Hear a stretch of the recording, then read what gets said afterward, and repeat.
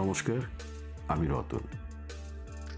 মনের টানে মনের মানুষ কত কিছুই কি না করে। কেউ রাজমহল বানায়, কেউ আবার যাযাবর হয়ে ঘোরে, কেউ খ্যাপা সাধু সেজে বসে। আজ আপনাদের এমন এক চিরন্তন প্রেমিকের গল্প শোনাবো, যেখানে ভালোবাসার টানে ঘর সংসার ছেড়ে সমাজকে বুড়ো আঙ্গুল দেখিয়ে সোজা এক খ্যাপা সাধু সেজে বসেছে। হ্যাঁ, একদম খাঁটি এক খ্যাপা সাধু। এক বুক ব্যাকুলতা আর চোখে এক অদ্ভুত দুষ্টুমি নিয়ে সেই প্রেমিক আজ এসে দাঁড়িয়েছে তার সেই রূপসী, তার মনের দেবীর বন্ধ দরজার উপরে। দরজায় মৃদু করাঘাত করে গলার আওয়াজটা একটু গম্ভীর করে সে বলতে শুরু করলো, শোনো হে রূপসী, রূপসী, এই দাস আজ কাশী দেখেছে, মথুরা দেখেছে, এই পৃথিবীর সমস্ত তীর্থস্থান ঘুরে ধুলো মেখে এসেছে। কিন্তু রূপসী, বিশ্বাস করো, কোথাও আমার এই মনের মতো মানুষ, আমার এই খ্যাপা মনের আসল বন্ধুকে খুঁজে পাইনি। তাই আর সব তীর্থের পুণ্যি পকেটে পুরে শেষমেশ তোমার এই ভাঙা দুয়ারে এসে হাজির হয়েছি।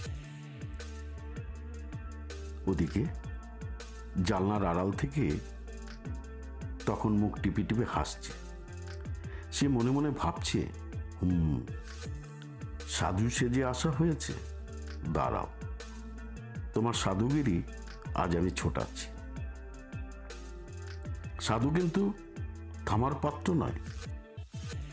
সে এবার নাটুকে কায়দায় বুক চাপড়ে বলতে লাগলো, রূপসী, আসলে কি জানো, মনের মানুষটিকে যখন কেউ ঈশ্বর আসনে বসায়, তখন পৃথিবীর সব সোনাদানা, ধন সম্পদ এক নিমেষে ফু দিয়ে উড়িয়ে দেওয়া যায়।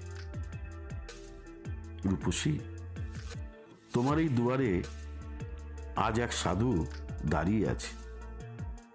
সুন্দরী, সে তোমার কাছে কোনো সোনাদানা বা হিরে জহরত চাইতে আসেনি। এই তৃষ্ণার্ত চোখ দুটো ভরে একবার তোমার দর্শন চায়। শুধু একবার জানলাটা খোলো রূপসী, শুধু একবার খোলো।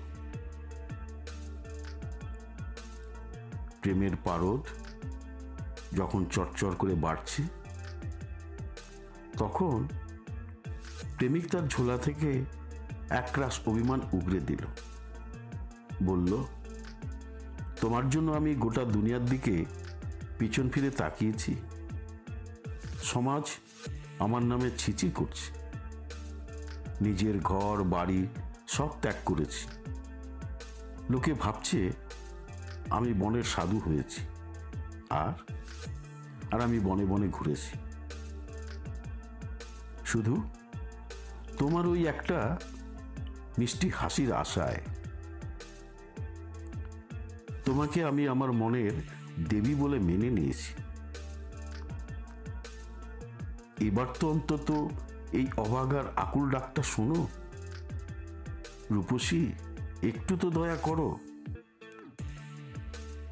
এই সাধু শেষমেশ হাত দুটো জোর করে মনের সমস্ত মিষ্টি আবেগ ঢেলে দিয়ে বলল, কত কষ্ট করে রৌদ্রপুরে পায়ে ফসকা নিয়ে আজ আমি তোমার পাড়ায় তোমার কাছে এসেছি।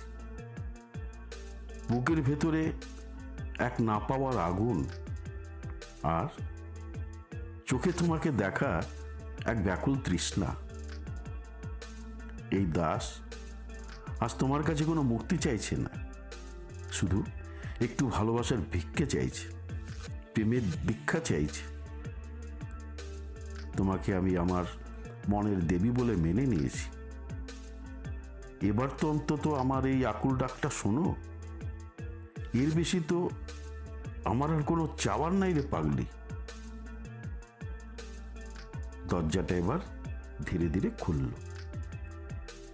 ওদিকে মিষ্টি হাসি আর এদিকে আকুল চোখ, দুটো মিলেমিশে এক হয়ে গেল।